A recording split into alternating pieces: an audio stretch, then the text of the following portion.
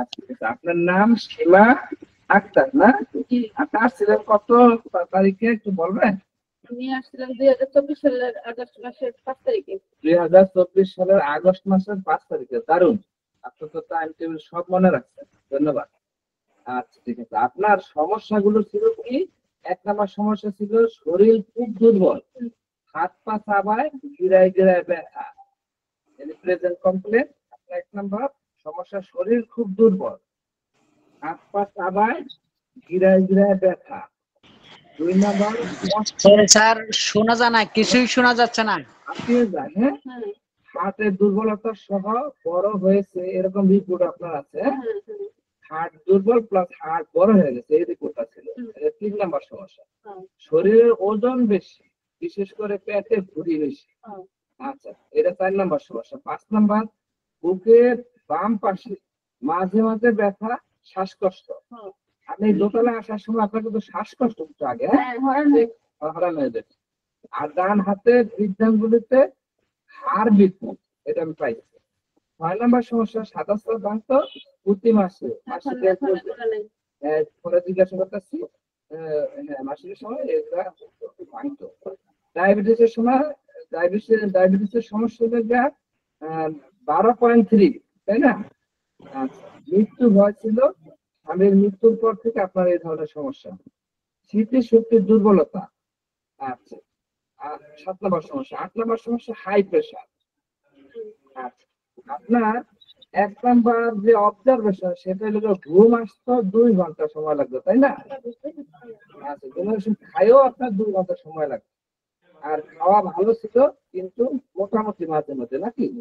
পায়খানা মাঝে মধ্যে কষা, মন মেজাজ ভালো থাকে না, খুব খিটখিটে, ডিপ্রেশন থাকতো। হ্যাঁ, মন মেজাজ ভালো ছিল না, খিটখিটে, ডিপ্রেশন, ঠিক আছে।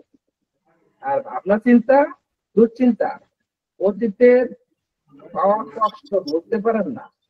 রিসেন্টলি আপনার মা কতদিন আগে জানি সেপ্টেম্বরে 7 তারিখে অ্যাক্সিডেন্ট একটা হয়েছিল। 2024 সালের সেপ্টেম্বরের 7 তারিখে। কি হয়েছিল? ঠিক আছে, তার বিষয়টা আমি জানি। স্যারদের সাথে আমি তোফারিতে আলাপ করবো। আচ্ছা, আপনি আমার কাছ থেকে যে এত মাস যাবত ওষুধ খাইলেন, এর আগে আপনার অ্যালোপ্যাথি ওষুধ কতটা চলছিল, কয় পদের ওষুধ চলছিল? আমি বলবেন? অ্যালোপ্যাথি ডাক্তারদের সাথে কিন্তু এখান থেকে মানে ওষুধ দিছিল আর কি 12 পদের ওষুধ। আমি 12 পদ ওষুধ খাইতাম না, 6-7 পদের ওষুধ খাইতাম, গ্যাস্ট্রিক প্রেশার মিলে 6-7 পদের ওষুধ খাইতাম। এখন মানে এখন আপনার অ্যালোপ্যাথি ওষুধ কয় পদের চলে? এখন আমি একটাও খাই না। একটাও খান না। যদি চিকিৎসা, এই যে রিয়েল হোমিওপ্যাথি চিকিৎসার মাধ্যমে আস্তে আস্তে করে আপনার অ্যালোপ্যাথি ওষুধ বাদ দিয়েছে। আস্তে আস্তে বাদ দিয়েছে, একবারে বাদ দিই নেই, আস্তে আস্তে বাদ দিয়ে দিচ্ছি। এখন আপনাকে একটু বলি, এখন চলেই না। আলহামদুলিল্লাহ, আল্লাহর কাছে শুকরিয়া, আপনার এখন অ্যালোপ্যাথি ওষুধ থেকে আপনি মুক্তি পাইছেন। এখন রিয়েল হোমিওপ্যাথি ওষুধ আপনার চলতেছে, আজকে যে ওষুধ নিয়ে আসছেন শেষ হয়ে গেছে, এর পরবর্তী ওষুধ দিচ্ছে। এখন একটু আপনাকে অবজারভেশন করে আপনার কতটুকু সুস্থ হয়েছে। আগে তো 100% অসুস্থতা নিয়ে আমার কাছে আসছে, তখন আপনার 12 পদের ওষুধ চলতো এবং 6-7 পদ অ্যালোপ্যাথি রানিং ওষুধ চলতো। সেই সময় আপনি 100% অসুস্থতা নিয়ে আসছেন, আপনার ঘুম আসতো না, আপনার মায়ের মৃত্যুর সমস্যা, আপনার স্বামীর মৃত্যুর সমস্যা, বিভিন্ন সমস্যা নিয়ে আপনি আসছিলেন, তাই না? তখন আপনাকে দেখে আমি বুঝছি যে আপনার অবস্থা খুবই খারাপ, আপনার প্রেশারও খুব হাই ছিল, আপনার বুকের মধ্যে ধরপড় করতো, ঘুমের ওষুধ খাইও ঘুম আসতো। ঠিক আছে, এখন আপনার শরীর দুর্বল, হাত পা চাপায় গিরায় গিরায় ব্যথা, এটার কি অবস্থা? আলহামদুলিল্লাহ, ঠিক আছে।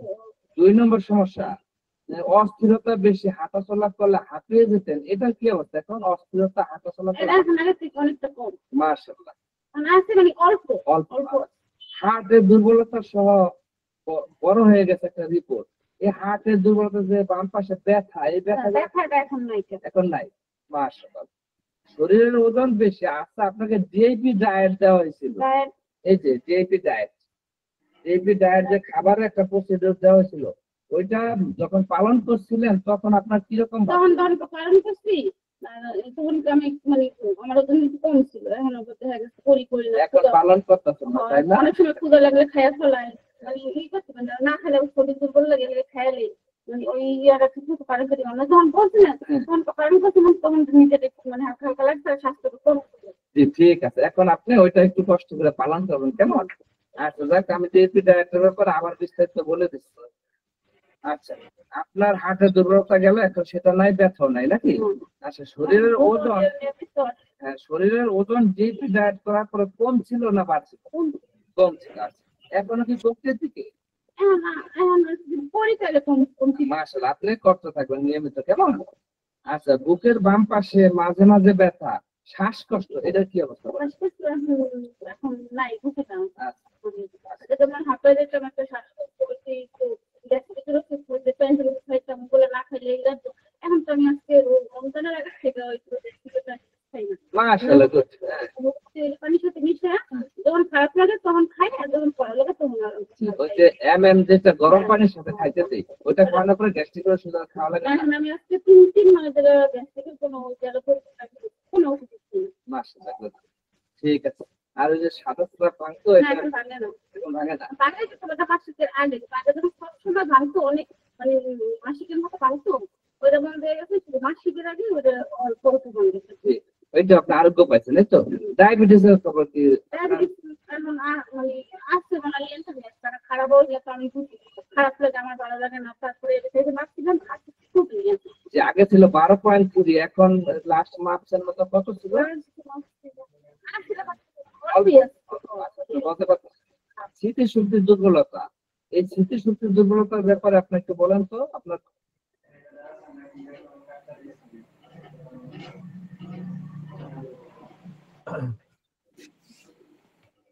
এইটুকুই ছিল ভিডিও। এখন আরো ভিডিও আছে স্যার, আরো ছিল সম্ভবত, এই জায়গায় লোড হয় না, আমি বাকিটা বলে দিচ্ছি।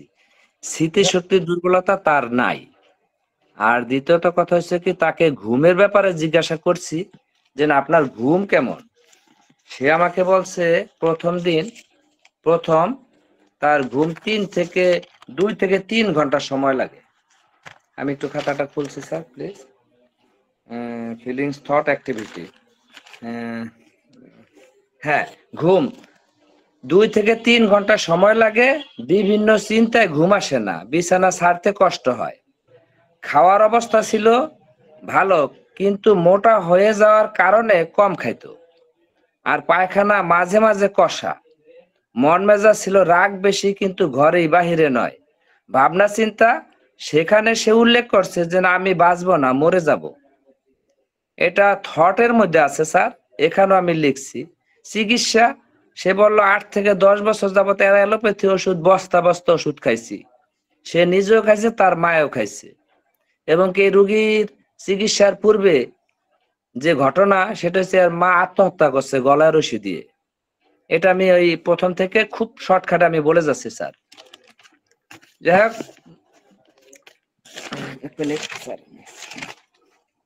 বিসমিল্লাহির রহমানির রহিম। ধন্যবাদ জানাচ্ছি একাডেমি অফ রিয়েল হোমিওপ্যাথির এডুকেশন ডাইরেক্টর ডাক্তার গোপেশ চন্দ্র রয় স্যারকে। ধন্যবাদ জানাচ্ছি আমাদের চিরঞ্জীব মন্ডল স্যারকে।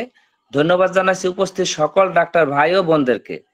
ধন্যবাদ জানাচ্ছি লুৎফর রহমান স্যার, ইতিপূর্বে চমৎকার অর্গানন থেকে ক্লাস করেছেন তাকে। ধন্যবাদ জানাচ্ছি রিসেন্টলি সুখ, হ্যাপিনেস নিয়ে চমৎকার অসাধারণ আলোচনা করেছেন একাডেমি অফ রিয়েল হোমিওপ্যাথির সিইও জনাব কাজী আজম স্যারকে। যাই হোক, আমি এই রোগীর ব্যাপারে একটু বিস্তারিত সংক্ষেপে বলতে চাই। সেটা হচ্ছে রোগীর নাম সীমা আক্তার। তার ফেসিয়াল এক্সপ্রেশন, প্রথম দিন দুশ্চিন্তা যুক্ত মন ছিল, প্রচন্ড ডিপ্রেশন ছিল, ভয়ঙ্কর ছটফটানি অবস্থা ছিল। তার ব্লাড প্রেসার ছিল 160/95। ঠিকানা বলবো না স্যার, যেহেতু এটা ইউটিউবে যাবে। বয়স 34 বছর, মোবাইল নাম্বার বলবো না, পেশা গৃহিণী। আর এ পার্ট থেকেই শুরু করছি। প্রেজেন্ট কমপ্লেন, তার শরীর দুর্বল, হাত পা চাবায় গিরায় গিরায় ব্যথা, 7 বছর যাবত। চিকিৎসা হয়েছে 7 বছর যাবতই অ্যালোপ্যাথি, বিভিন্ন আনজাস্টিফাইড মেডিকেশন হয়েছে। 2 নাম্বার সমস্যা প্রচুর অস্থিরতা, হাঁটা চলা করলে হাঁপিয়ে যায়। 3 নাম্বার সমস্যা হার্টের দুর্বলতা এবং হার্ট বড় হয়েছে, রিপোর্টে বলা হয়েছে। 4 নাম্বার সমস্যা শরীরের ওজন বেশি, বিশেষ করে পেটে ভুঁড়ি বেশি। 5 নাম্বার সমস্যা শ্বাসকষ্ট এবং বুকের বাম পাশে মাঝে মাঝে ব্যথা। 6 নম্বর সমস্যা, ডান হাতের বৃদ্ধাঙ্গুলির হাড় বাড়তি এবং ব্যথা। 7 নম্বর সমস্যা, সাদা স্রাব ভাঙে প্রতি মাসে এখন, পূর্বে থেকেই 6-7 বছর বয়স থেকে সাদা স্রাব ভাঙার ইতিহাস। নোটেড, এটা নোট করে রাখেন স্যার। ডায়াবেটিস প্রেজেন্টে 12.3 ডায়াবেটিস ছিল। ডায়াবেটিস ওষুধ চলাকালীন সময়ও, অ্যালোপ্যাথি ডায়াবেটিস ওষুধ চলাকালীন সময়ও 12.3 ছিল। 9 নম্বর সমস্যা, স্মৃতিশক্তির দুর্বলতা। 10 নম্বর সমস্যা, হাই ব্লাড প্রেশার। 7-8 বছর যাবত অ্যালোপ্যাথি বিভিন্ন চিকিৎসা করানো হয়েছে। ফিলিংস, তার বর্তমান যেদিন আসছে তার ফিলিংসটা ছিল ছটফটানি প্রচন্ড, খুব দুশ্চিন্তাগ্রস্ত, হাই হুতার ছটফটানি করছে এবং কি খুব দুশ্চিন্তাগ্রস্ত ছিল, ছটফট করছে। থটে সে স্টেট জানিয়েছে যে আমি মরে যাব, আর বাঁচবো না, সিদ্ধান্তমূলক চিন্তা। থটে বারবার বলেছে আমি মরে যাব, আমি বাঁচবো না, আমি মরে যাব, আমি বাঁচবো না, আমাকে বাঁচান। সিদ্ধান্তমূলক চিন্তা সে জানিয়ে দিয়েছে। অ্যাক্টিভিটি, প্রচুর অস্থিরতা, কাতরাস ছিল, অনেক কাতরাস ছিল, ডিপ্রেশন ইত্যাদি সমস্যা। HPC, history of present complain. পূর্বে স্বামীর সংসারে একটি বাচ্চা হয়েছিল, তার মৃত্যু। তার কয়েক বছর পরে স্বামীর মৃত্যু হার্ট অ্যাটাকে। তারপর রোগিণী বাপের বাড়িতে চলে আসে, বসবাস করে। কয়েক মাস পরে মা সহ প্রতিবেশী বিভিন্ন কথার আঘাত। এই বয়সে স্বামী মারা গেল, এই বয়সে সন্তান খালি। ওই যে গ্রামে যারা প্রতিবেশীরা যে ধরনের আঘাত করে, একটু ঝগড়া লাগলে তার প্রতি অনেক নির্যাতন এবং কি কথার মায়ের তাকে দেওয়া হইতো। এটা সে কেঁদে কেঁদে আমার কাছে বলছে। দেখ, পিএইচ, পাস হিস্টরিতে গো ব্যাক। গর্ভকালীন সময়ে মায়ের ভীষণ সমস্যা হয়, জন্মকালীন সময়ে ওজন বেশি ছিল, এটুকু জানা গেছে। প্রচুর কান্নাকাটি করতেন জন্মের পর থেকে। 7-8 বছর বয়স থেকে সাদা স্রাব ভাঙার ইতিহাস এবং এখনো পর্যন্ত বহাল আছে। মাসিক 11 বছর বয়সে প্রচন্ড ব্যথা হয়েছিল। মায়ের সাথে গভীর ডিপ অ্যাটাচমেন্ট, লাভ ছাড়া লাভ। স্বামীকে প্রচন্ড ভালোবাসে, তাই স্বামীর মৃত্যুর পর থেকে আজ পর্যন্ত কাউকে বিয়ে করবে না, এই সিদ্ধান্ত নিয়েছে এবং কি সেটা বহাল আছে। কারণ স্বামীর প্রতি প্রচন্ড ভালোবাসা রয়ে গেছে। বাপের বাড়িতেই ছোট ভাই বোন ইতালি বাবা থাকে, তাদেরকে নিয়েই থাকবে সারা জীবন, সিদ্ধান্ত তার। টেম্পারামেন্টের 5 অবজারভেশন। ঘুমের অবস্থা ছিল 2 থেকে 3 ঘন্টা সময় লাগতো তার ঘুম আসতে। বিভিন্ন চিন্তায় ঘুম আসে না, বিছানা ছাড়তে কষ্ট হতো। খাওয়া ভালো কিন্তু মোটা হয়ে যাওয়ার কারণে কম খায়। পায়খানা মাঝে মাঝে কষা, ক্লিয়ার হতো না, কোষ্ঠকাঠিন্য। মন মেজাজ রাগ বেশি কিন্তু ঘরেই বাহিরে নয়। ভাবনা চিন্তা, আমি বাঁচবো না, মরে যাব। তার একটাই কথা ছিল, আমি বাঁচবো না, মরে যাব। বারবার জিজ্ঞাসা করা হয়েছে ওষুধ খাওয়ানোর পর কি আপনি ভালো হবেন, আপনার কি? আমি 100% অসুস্থ, আমি ভালো হবে কিনা আমি জানি না। সে আশাবাদীও ছিল না, সে মরে যাব বারবার বলছে, এই জন্য আমি আশাবাদী লিখতে পারিনি, সরি।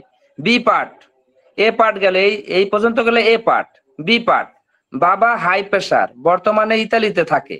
মা কিছুদিন পূর্বে গলায় দড়ি দিয়ে আত্মহত্যা করেছেন, কারণ স্বামীর প্রতি প্রচন্ড সন্দেহ। সারা জীবন বস্তা বস্তা অ্যালোপ্যাথি ঔষধ সেবন করেছে, আমি নিজে দেখেছি। বাজারের ব্যাগ ভরে অ্যালোপ্যাথি ওষুধ নিছে। সে ওই অ্যালোপ্যাথি ফার্মেসিতে যে ওষুধের নাম বলতো, অ্যালোপ্যাথি ফার্মাসিস্ট ওষুধ দিয়ে দিত। বস্তা বস্তা ব্যাগ ভর্তি ওষুধ নিয়ে তারা খেত, এই মা এবং মেয়ে। তো মায়ের প্রচন্ড অ্যালোপ্যাথি ওষুধের সাইড এফেক্ট ছিল। হঠাৎ করে রাগ হয়ে যেত। আমি বলতাম, ওই নাতিন আমার সম্পর্কে, আমি বলতাম ফুপি আপনি আসেন আমার কাছে চিকিৎসা নেন। কয় আমি ওই পানি কাজি দেওয়া ওষুধ বিশ্বাস করি না, আমার প্রেশারের সমস্যা, আমি এই অ্যালোপ্যাথি খাইলে সাথে সাথে কমে যায়, হোমিওপ্যাথিতে কমে না। আমি বললাম ঠিক আছে। তো তার শেষ পর্যন্ত সে অকাল বয়সে, সে প্রাপ্ত বয়সে আত্মহত্যা করলো। তার স্বামীর সাথে রাগ করে, সন্দেহ প্রবণতা। তার সন্দেহ এটা যে স্বামী ইতালিতে বিয়ে করেছে, বা কারোর সাথে তার সম্পর্ক আছে, এই নিয়ে তার মাঝে মাঝে ঝগড়া হতো ফোনে। তো ফোনে ঝগড়া হতো, একদিন এত ঝগড়া হলো, ওই দিন রাত্রি বাড়ি খালি ছিল, ওই ওই রোগিণীর মা গলায় রশি দিয়ে আত্মহত্যা করছে। গেল সি part, earliest part of life. আমি চিকিৎসা করতে করতে করতে করতে যখন সি পার্টে আসলাম, তখন আর্লিয়েস্ট পার্ট অফ লাইফে পেলাম deep attachment, mother father sister brother, পরিবার কেন্দ্রিক। প্রথমে পেয়েছিলাম মায়ের প্রতি ডিপ অ্যাটাচমেন্ট, পরে চিকিৎসা শেষের দিকে পেলাম পরিবার কেন্দ্রিক।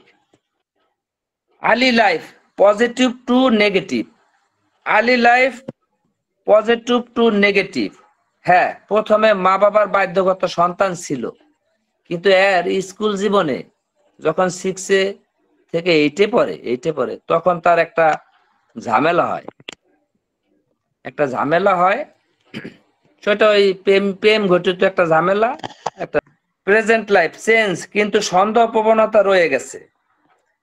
বিশেষ দ্রষ্টব্য, ছোটবেলায় ঠান্ডা নাক দিয়ে পানি পড়া এবং নাক বন্ধ হয়ে যাওয়া,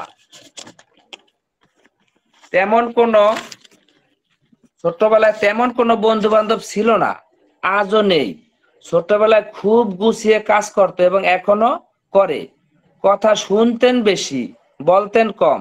সন্দেহ প্রবণতা, গুমরা ভাব এবং প্ল্যানিং সহ বাবা মায়ের বাধ্য সন্তান ছিল।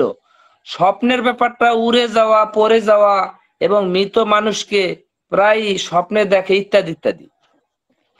এখন কথা হচ্ছে কি, এর মেডিসিনাল যে ডিসকাশন, এটা আমি একটু পরে দিচ্ছি। আপনাদের কাছে আমি একটু ক্ষমা চেয়ে নিচ্ছি এই ভেবে যে আমাদের এই একাডেমি অফ রিয়েল হোমিওপ্যাথি আজকে 3 থেকে 3.5 বছর যাবত এগিয়ে আসছে।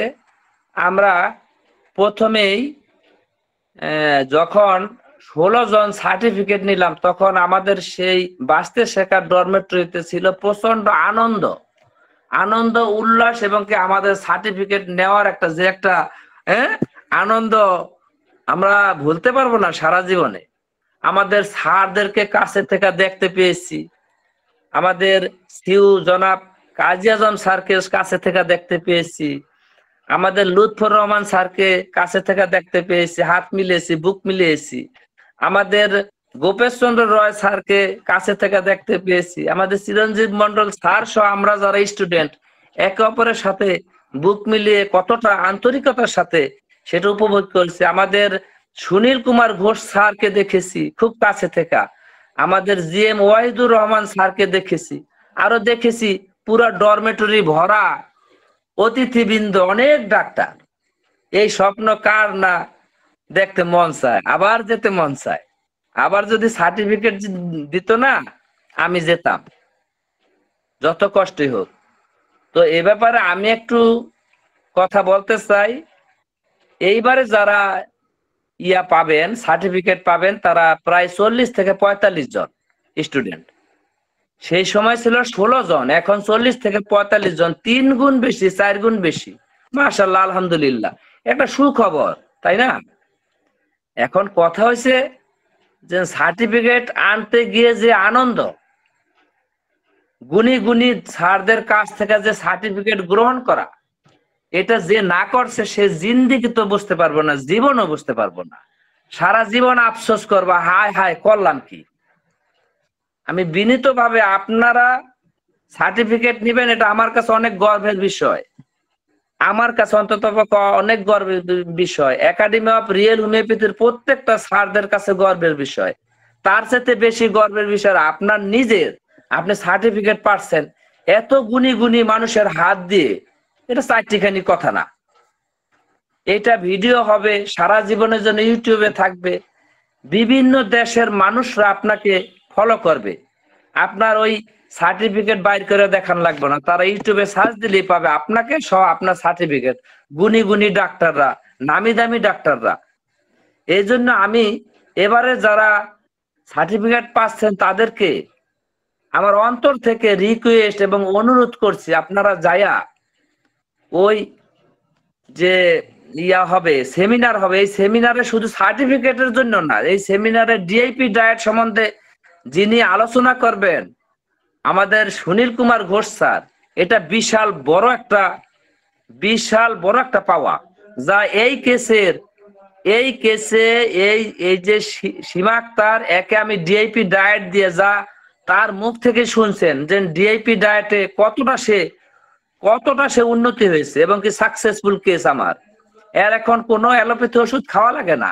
তো আমি সকল স্টুডেন্টদেরকে বলছি, আপনি তো যাবেন, আপনাদের গার্ডিয়ানের একজন লোক নিয়ে সেখান থেকে সার্টিফিকেট গ্রহণ করুন। আপনাদের ভালোর জন্য বলছি, আপনারা গ্রহণ করুন, যত কষ্ট হোক, সময় এখনো অনেক দেরি, জুন মাসের 20 তারিখ, অনেক দেরি। আপনার প্রস্তুতি নেন, চেষ্টা করলে সব সম্ভব। একদিন আপনারা আমার কথাকে মূল্যায়ন করবেন, হ্যাঁ কালাম দেওয়ান ঠিকই বলেছে, যে সেখানে কত আনন্দ, আর আড্ডার মধ্যে যে আনন্দ পাবেন সেটাই তো সারা জীবন বলতে পারবেন না। আগের দিন যে একটা আড্ডা হয়, আমাদের সিউ স্যার, কাজী আজম স্যার বললেন, আমাদের ওই দিনকে উপস্থিত অনেকেই বললেন, এবং আমি নিজেও বলতেছি, আমি সেটা বলতে পারছি না, এত আনন্দ, আমার চোখের পানি এসে যায় যে আমি যেতে পারবো কি পারবো না, আমার কষ্ট লাগতেছে। তবে আমি মিস করব, যদি নাও যেতে পারবে আমি মিস করব। সবার জন্য দোয়া রইল, আর সবাই আমার জন্য দোয়া করবেন, যাতে আমার একটা সমস্যা আছে আমি ওটা সমাধান করতে পারি। আর সকল স্টুডেন্টকে এটা অনুরোধ করব, আপনারা তো নিজেরা যাবেন, একজন গার্ডিয়ানকে নিয়ে যাবেন, কারণ আপনার সার্টিফিকেটের পাশাপাশি আপনার গার্ডিয়ান থাকবে, আপনার প্লাস আপনার গার্ডিয়ানের ছবি তোলা হবে, সেখানে 10-12 জন গণ্যমান্য ডাক্তার থাকবে। এই পরামর্শটা আমি আমার নিজে থেকে আপনাদেরকে দিচ্ছি, আপনারা একটু বিচার করে দেখবেন, বিবেচনা করে দেখবেন, যত কষ্টই হোক আপনাদের উপস্থিতি কামনা করছি। এ ব্যাপারে ধন্যবাদ ভাই, আপনার এই যে লাইক টাইক বন্ধ করেন তো। ধন্যবাদ। আপনারা এখন যদি এই বিষয়ে কিছু বলেন, তারপরে আমি মেডিসিনাল ডিসকাশনে যাব ইনশাল্লাহ। এবং কি 20 তারিখের আগে 2 দিন ওয়ার্কশপ আছে, ওয়ার্কশপ থেকে কিন্তু আমার শিক্ষা।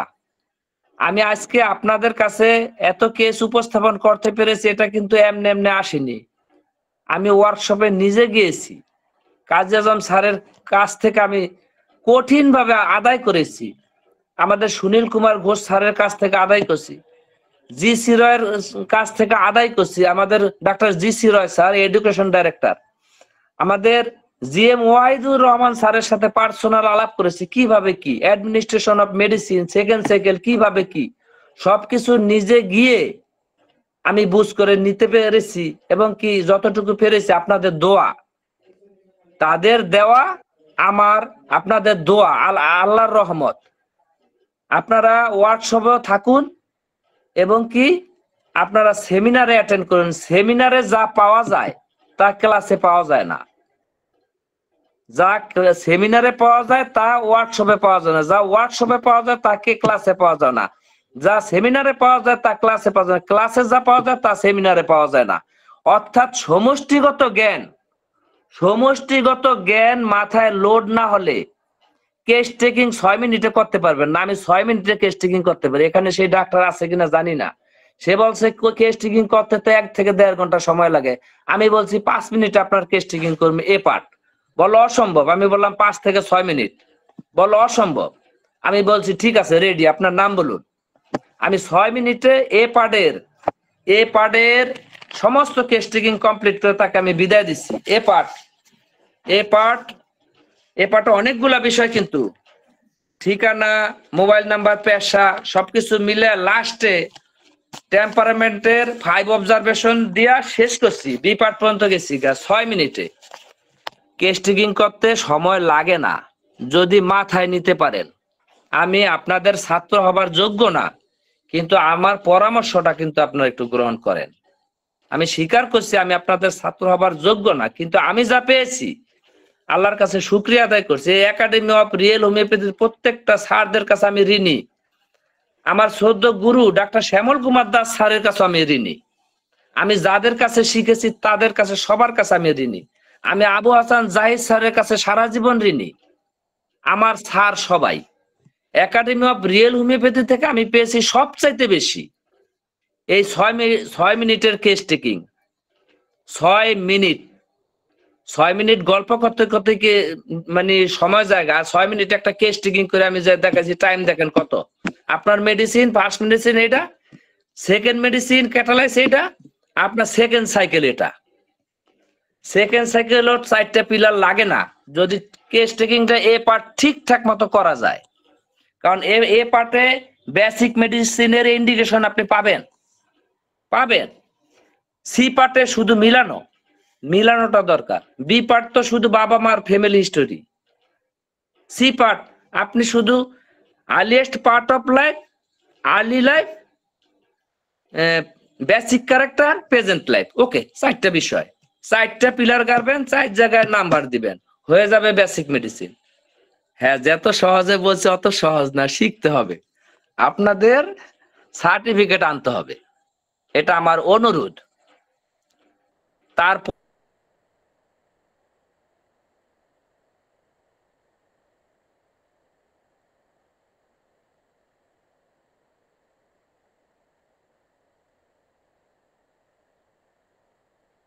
পরের দিন আমাকে বললেন যে না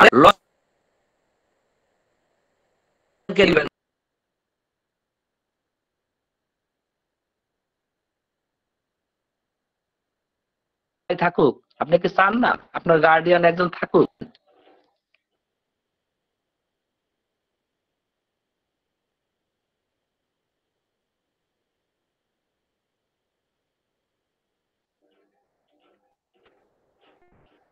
এবং সেমিনার সম্বন্ধে কিছু বলতে চান তাহলে বলতে পারেন, আর যদি কেউ কিছু না বলেন তাহলে আমি অ্যাডমিনিস্ট্রেশন অফ মেডিসিনে চলে যাচ্ছি। আমি এই চিকিৎসা করেছি তার সম্পূর্ণ ব্যাখ্যা দিচ্ছি।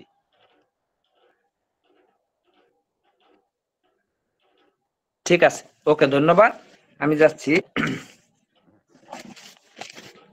আমি এই সীমা আক্তারের প্রথম মেডিসিন দিয়েছি হাইড্রোফোবিনাম, পিআরএস কে ইন্ডিকেশন করে, পিআরএস কে বিবেচনায় পিসিএস 2টা জিনিস আমার সামনে আসছিল, আমি অনেক বিবেচনা করে পিআরএস কে আমি নিয়েছি। হাইড্রোফোবিনাম সিএম দিয়েছি প্রথমে একটা ডোজ সামনে রেখে, তার পরবর্তীতে অবজারভেশনে রেখেছি, রাখার পরে তাকে দিয়েছি হাইড্রোফোবিনাম 15, তারপর অবজারভেশনে রেখেছি, অবজারভেশন করেছি, ঘুমের অবস্থা ভালো, খাওয়ার অবস্থাও ভালো, পায়খানাটাও ক্লিয়ার, এদিকটা সব ক্লিয়ারলি আসছে। তারপরে হাইড্রোফোবিনাম 18 পর্যন্ত গেছি, কয়েকটা পোটেন্সি 18তে দেওয়া লাগছে। তারপর আমি হাইড্রোফোবিনাম 200-তে চলে আসছি, তারপরে 03, 01, তারপর সরাসরি আমি চলে গেছি সোরাইনাম পিএসও সিএম, তারপরে গিয়েছি পিএসও 15, তারপরে গিয়েছি পিএসও 18, তারপরে গিয়েছি পিএসও তো সোরাইনাম কিন্তু আমি সংক্ষেপে লিখে এটা বুঝে নিবেন, পিএসও 200, তারপরে গিয়েছি পিএসও 03, তারপরে 01, তারপরে সিএম একটা ডোজ দিয়ে আমি বেরিয়ে আসছি। তারপরে কার্বোভেজ সিএম, তারপরে কার্বোভেজ 15, তারপরে কার্বোভেজ 18, তারপরে Carbo veg 20, Carbo veg 22, Carbo veg 24, Carbo veg 26, Carbo veg 28 দেওয়ার পরে আমাকে ব্যাক করতে হয়েছে কার্বোভেজ 200-তে।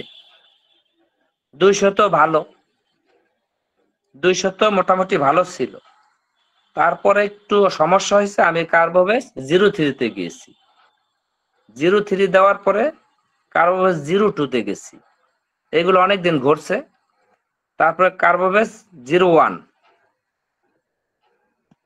01 হয়ে লাস্টে তার সেকেন্ড সাইকেল করলাম, তার সেকেন্ড সাইকেল আসলো সাইকোসিসে আমি থুজা 06 দিয়ে স্টার্ট করি, থুজা 06, তারপর থুজা 09, থুজা 012, থুজা 015 নেওয়ার পর একটা ধাক্কা মারে, ধাক্কাটা কি সে আমাকে ফোনে কথা বলে, কথার ঢং একটু চেঞ্জ, কথার টনটা মোটা, আমাকে একটু বিচার করে বললাম যে দেখুন আপনাকে একটা কথা বলবো, আপনি তো আমার নাতিন মানুষ, নাতিন সম্পর্ক বানায় ফেলাইছি। তো নাতিন মানুষ, আপনার কণ্ঠ তো আগে অনেক সুন্দর ছিল, আজও অনেক সুন্দর, কিন্তু একটু মোটা মোটা লাগতেছে। আজকে আমার জিদ উঠে গেছে, আমার ভালো লাগতেছে না। কালকে ওষুধটা দিলেন, রাত্রে ঘুম হয় নাই। সেটা হচ্ছে থুজা 15। তখন আমি সহসাই বললাম যে নাতিন, আপনি কি উচিত কথা বলেন? আগে পাইনি এইগুলা, কিন্তু থুজা চলাকালীন সময় তার পরিবর্তন আমি দেখতে পেয়েছি। তখন সে বললো, হ্যাঁ আমি এখন উচিত কথা বলি। কি উচিত কথা? আমি কোন ধরনের কথাবার্তা কেউ বলে কাউরে পরোয়া করি না। আমার কেমন জানি এখন একটু উচিত কথা বলার অভ্যাসটা তৈরি হয়েছে। আপনি বুঝলেন কিভাবে? এটার সাথে এই চিকিৎসার সম্পর্ক কি? তখন আমি বললাম, এটা আছে, সম্পর্ক আছে। আপনার ওই হাতের আঙুলে, যে আঙুলের গোড়ায় ব্যথা, ওই ব্যথাটার কি খবর? না, ব্যথাটা আছে, ফুলাটাও আছে, একটু কম কম, কিন্তু এটা যাচ্ছে না। তখন আমি বললাম, আপনি কালকে আসুন। কালকে আসার পরে আমি তাকে থুজা 03 একটা ডোজ দিয়ে তাকে আমি medicine medorrhinum 06, medorrhinum 09, medorrhinum 012, medorrhinum 015, medorrhinum 018 ফাইটম দিলাম। আগে 1 2 3 4 5 6 ফাইটম জার্মানি ওষুধগুলো দিছিলাম 6 পর্যন্ত। এখন দিলাম লাস্টে MMA-to-Z 1, MMA-to-Z 2, MMA-to-Z 3 এই পর্যন্ত দেওয়ার পরে আলহামদুলিল্লাহ এই রোগী মেডোতে এখন 15তে আছে, 18 রেখে দিয়েছে। 15-র বক্তব্য, সে রমজানের আগে থেকেই সে 8 থেকে 10টা মেডিসিন খেত, 7-8টা মেডিসিন খেত, 12টা প্রেসক্রিপশনে ছিল।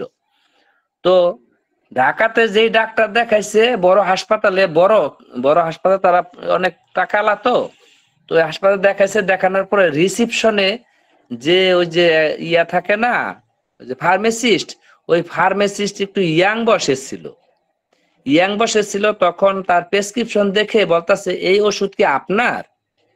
সে বলতাছে হ্যাঁ। 34 বছরের আপনাকে এত ওষুধ খেতে হয়? আপনি একটা কাজ করুন, এত পাওয়ারফুল ওষুধ আপনি খাবেন না, আপনি ওষুধ কমায় দেন। এই সীমা আক্তারের এই বক্তব্যটা স্পষ্ট করার জন্যই দরকার ছিল। সে নিজের মুখে বলছে যে না, আমাকে ওই ফার্মাসিস্ট যে ওষুধ বেচলে টাকা কামাবো, সে আমার সাথে কথা বলতে বলতে একটা সময় বলল, আপনি এতগুলো ওষুধ একসাথে খায়েন না, আপনি তো অবস্থা খুব খারাপ হয়ে যাবে, আপনি এগুলো আস্তে আস্তে বন্ধ করে দেন। এই দারুণ একটা তথ্য তার কাছ থেকে পাওয়ার ছিল। যাক, আমি বললাম। আরেকটা বিষয় কি, চিকিৎসার পিছনে আমার অনেক কষ্ট করতে হয়েছে। কখনো বলছে আমার রাত্রে ঘুম হয় না, মায়ের কথা মনে পড়ছে। কখনো বলছে আমার রাত্রে ঘুম হয় না, আমার বাচ্চার কথা মনে পড়ছে। সিবির আগ মুহূর্তে এগুলা বলছে, এগুলা বেড়ে গেছিল। সিবি তখন দেওয়ার পরে ঠিকঠাক হয়েছে ইনশাল্লাহ। এগুলা তার ভিতরে ছিল। আমি তাকে সান্ত্বনা দিতাম। রমজান মাসে বিশেষ করে তার এইগুলা বেশি মনে পড়ছে। আমার মা থাকলে একসাথে বসে আমরা ইফতার করতাম। আমার মা সব ইফতার বানাইতো, আমরা দেখতাম। আজ আমি ইফতার বানাই, আমার মা নাই। আমার মা আত্মহত্যা করলো, এটা কি ঠিক করলো? আমাকে বলতো। আমি বললাম, আপনার মা আত্মহত্যা করে ভুল করেছে। তখন বলল কেন? আমি কি, আপনার মা আত্মহত্যা করে আপনাকে, আপনার ছোট ভাইকে, আপনার ছোট বোনকে এতিম করে দিয়ে গেছে। আপনার মায়ের ভালো কাজ করে নাই। সুতরাং ঈদের দিন সকালবেলা মায়ের নিয়ে কান্নাকাটি করেন না। আমি তো ঈদের দিন সকালে কাঁদবো। আমি বললাম, ঈদের দিন সকালে কাঁদলে আপনার লাভ কি আর আপনার লস কি? আমি বলছি, ঈদের দিন একটা মুসলমান মানুষের জন্য আনন্দের দিন, সব ধর্মের মানুষের জন্য আনন্দের দিন। কারণ আমরা সবাইরই পাজায় ধরি, সবাইরই বাসায় আনি। আমার বাসায় 2-1 হিন্দু বৌদ্ধ এরা আনি, তাদেরকে ইনভাইট করি। তো সবার জন্য ঈদের দিন একটা আনন্দের দিন। তো আনন্দের দিনে আপনি সেমাই পাক করবেন না, আপনি মাংস পাক করবেন না, আপনি খিচুড়ি পাক করবেন না, সকাল থেকে শুরু করবেন আপনার মায় মারা গেছে। ঈদের দিন সন্ধ্যায়, দিন শেষে দেখবেন ঈদ চলে গেছে, আপনার কান্নাও শেষ হয়ে গেছে। ঈদ মাঝখান তখন মায়ের গেল। তাহলে যেই মা আপনাদেরকে রেখে আত্মহত্যা করলো, সেই মাটা ততই ভালো মা হয় না, ভালো মা হয় না। তখন সে আমাকে বলতো, না না ঠিক বলছেন, আপনি একদম ঠিক বলছেন। আমার মা যদি সত্যি আমাকে ভালোবাসতো, তাহলে আমার মা আত্মহত্যা করতো না। আমি তার ওই চিন্তাটাকে পজিটিভ আনছি এবং কি ইনশাল্লাহ ঈদের দিন সে কাঁদে নাই, সকালে সে সবকিছু ঠিকঠাক করছে। আমি ঈদের দিন বারবার ফোন দিছি, বিকালবেলা সে কান্না মুখে বলছে এখন আমার কান্না খুব পাচ্ছে, সবাই আসলো গেল, আমার খালারা এসে দুপুরের দিকে হাউমাউ করে কান্না শুরু করলো আর বললো তোর মায় থাকলে আজকে কত আনন্দ হতো। তখন তাকে বললাম আপনার মা যা যা ঈদের দিন তৈরি করতো আপনি কি তা করছেন? কয় তার চাইতে বেশি করছি।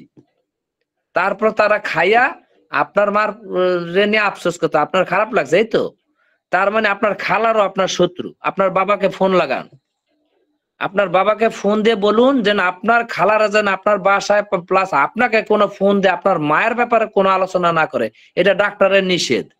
আপনি যদি এই কথা আপনার বাবাকে না বলেন তাহলে আমি আপনার চিকিৎসা করব না। সত্যি সে ফোন দিয়ে তার বাবারে বলছে যে ডাক্তার নিষেধ করছে, এই খালারা যখন ফোন দেয় মায়ের কথা বলে তখনই আমার সব সমস্যা তৈরি হয়ে যায়। আব্বা আপনি কি চান আমি মরে যাই? তখন বলছে না মা, না না আমি চাই না তুমি মরে যাও, তুমি জীবিত থাকো, আমার সংসার কে দেখবে? তাহলে খালাদেরকে ফোন দিয়ে মায়ের কথা বলতে নিষেধ করে, এটা ডাক্তারের নিষেধ। তখন তার বাবা খুব সচেতন, প্রত্যেকটা বোনকে ফোন দিয়ে বলছে বোন আমার মেয়েকে ফোন দিয়ে আমার স্ত্রীর কথা স্মরণ করানোর কোনো দরকার নাই। আপনার আমার বোন, আপনার বোনদেরকে আপনারা অনেক ভালোবাসেন, ওকে ফাইন, আপনার বোনকে আপনারা অনেক ভালোবাসেন আমি মানি, কিন্তু আমার মেয়েকে আপনারা ফোন দিয়ে কখনো ডিস্টার্ব করবেন না। ঠিক সেই থেকে তারা পরিবর্তন হয়েছে। এখন আলহামদুলিল্লাহ আল্লাহর কাছে 100% এই মেয়েটা সুস্থ।